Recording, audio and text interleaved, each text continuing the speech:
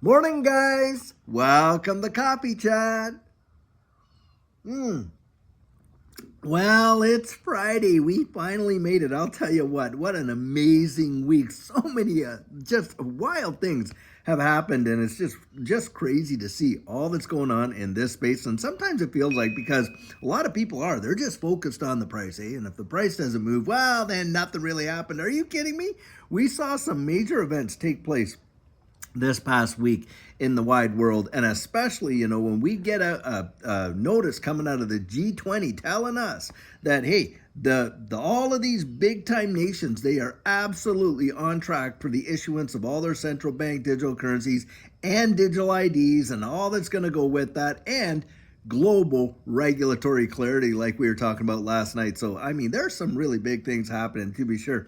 Guys, one of the deals, when sometimes you come across an article every now and then that really just defies belief. You practically can't even, grasp what you're literally hearing. And today it's kind of one of those days. So I get this article, I start reading it, and it's all about these corporate executives complaining just how lazy people are since, the whole thing happened here and everybody was out there working at home instead of working in the office and all this kind of stuff. And really kind of like coming back at that whole narrative there that, people working from home, there's more productivity than in the office and all this kind of stuff. And, maybe, from a metric capacity, that could be true, and on and on and on. But how they came out at their employees, in fact, there's a few of them out there, they were literally saying that we need to see economic misery so that the employees get to know who's the employer and who isn't, and who's the boss and who isn't. I thought, how out of touch can you possibly get? And this is the kind of attitudes, and these are coming out of some of these billionaire executives. And I thought to myself, you are sitting on some high horse up there in your ivory tower to have that kind of attitude towards the rank and file workers that are really the ones bringing in your bottom line. A lot of these people, think about this. A lot of these people that have, kind of like acquiesced or inherited a lot of these executive positions, and don't kid yourself, some of them are literally bequeathed practically. But needless to say, or maybe they did come up the ranks, but boy, have they ever forgotten from whence they came. Because I'll tell you what, a lot of them, they get up there and they have this attitude that somehow it's because of them that the company is really succeeding and doing well. Are you kidding me?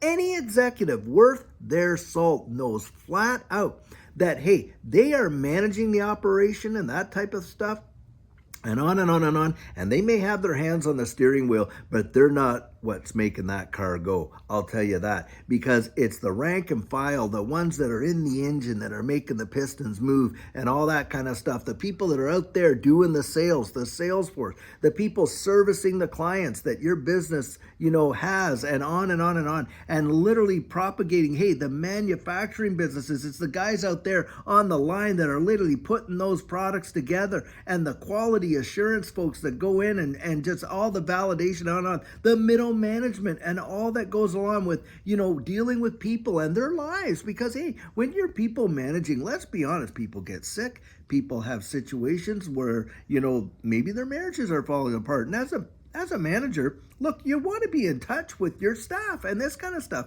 Here these guys are out there, these top level executives. I'll put that article right down here so you can see it for yourself. Literally lambasting the average worker. And to me, guys, it almost feels like an agenda. I mean, here they are. They want to bring out all this kind of stuff like they've done in the past. So why? Now they can go back and say, hey, it's because of our lazy workers that we're not seeing productivity the way we did in the past, because they can sell that narrative, right, to all their stakeholders and things like that, more than they can say, well, guys, look, we're not able to do it because of that. I mean, come on, the economy itself has been just dragging its feet, and especially when you got like big time central banks printing money like crazy, destroying the purchasing power for the average worker. And they're going out there now, these guys, because their bottom line is affected, they want to throw this narrative out there that, the workers, they're just lazy and they're kind of dumbed down and we got to get them back into the office and all this and that. So what they can do, go out there and, guys, just cut wages and justify it because they're saying, hey, you're not being as productive as you once were, so you don't deserve to get extra pay, regardless of what the of the broader marketplace is and the value of the dollar and all this and that. It is absolutely obscene when you see this, and that's what I call profiteering. Now listen, I have absolutely no issues with a business wanting to watch its bottom line and, hey, make profit. That is how the real world works. That's why we're all invested into this space, is to make some profit. But profiteering on the backs of others and literally getting them to the place where you want your worker to be the working poor instead of actually building an organization that would raise them up out of that, something to be proud of. But boy, when you see some of these articles, it defies belief. You can't even really believe what it's like Marie Antoinette, in the French Revolution or before the French Revolution, and people were literally starving.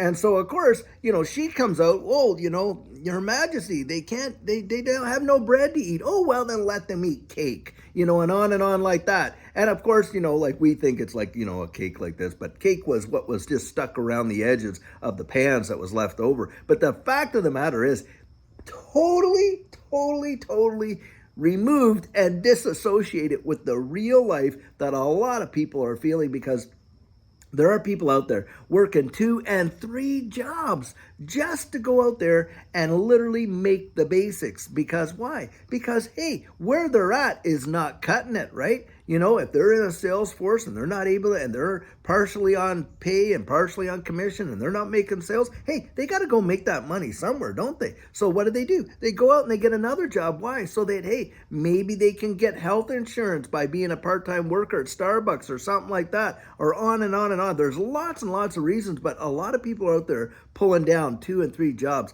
just to really do it. And when you hear this kind of, disheartening, disassociated, uncaring nonsense from some of these guys, I'm telling you what, they think that, oh, well, we need to have a few pegs taken off of us so we know that they're, the boss. Well, I'll tell you what, maybe they need to have a few pegs taken out of them, that they realize, hey, look, I need to treat my people a whole lot better, or, my bottom line is going to suffer in a powerful way. I mean, that's why you've got these big unions out there. It's because they started off with all kinds of people, being so taken advantage of by their employers, and no matter what amount of, discussion and that with employee associations, these employers had absolutely no care whatsoever for what they're going to do. And then, of course, you had a big move in the economic market, in the working marketplace, and that happened, back, way back there in the early 1900s and on like that,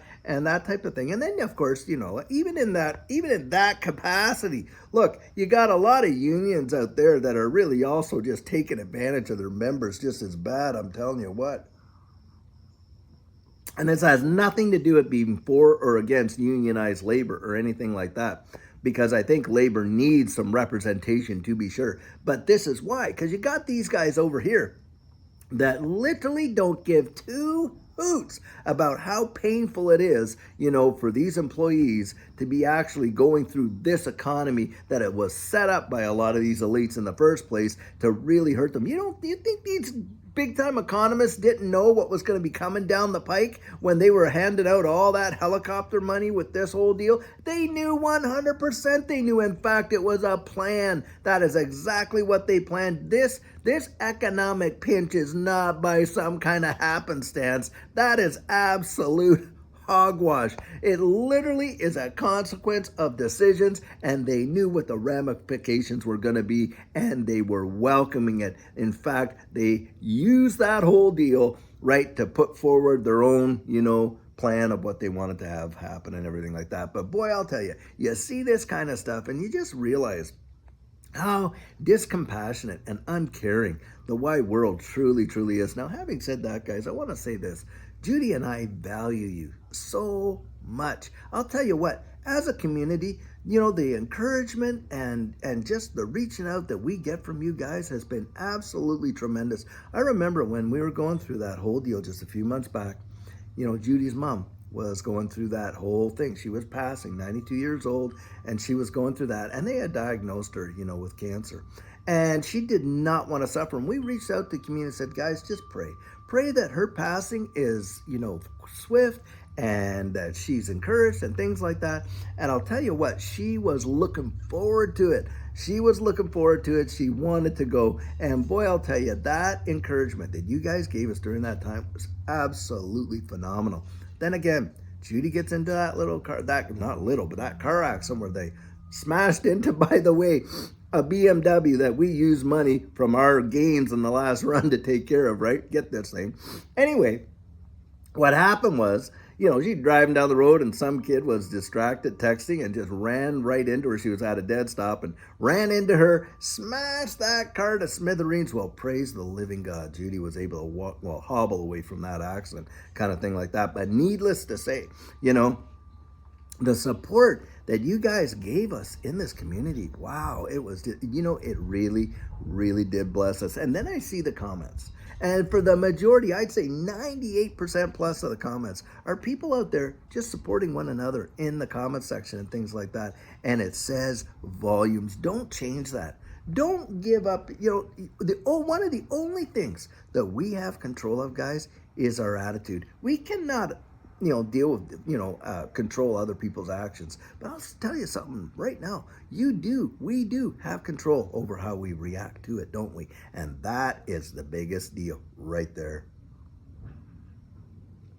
Attitude. And you can see some of these attitudes of these guys perched way up high on their ivory towers just shows you just how really out of touch they truly, truly are. And, that kind of thing. And they can have that attitude, but my attitude is going to be, hey, I'm looking forward. I'm looking up. I'm going to see the good in people. Look, we all have holes. One of my philosophies in life, kind of quirky, but it works. We're all like Swiss cheese. We all have holes. Things we're missing it and that kind of stuff. Hey, but we all have cheese. We all have substance. Now I can focus on the holes, can't I?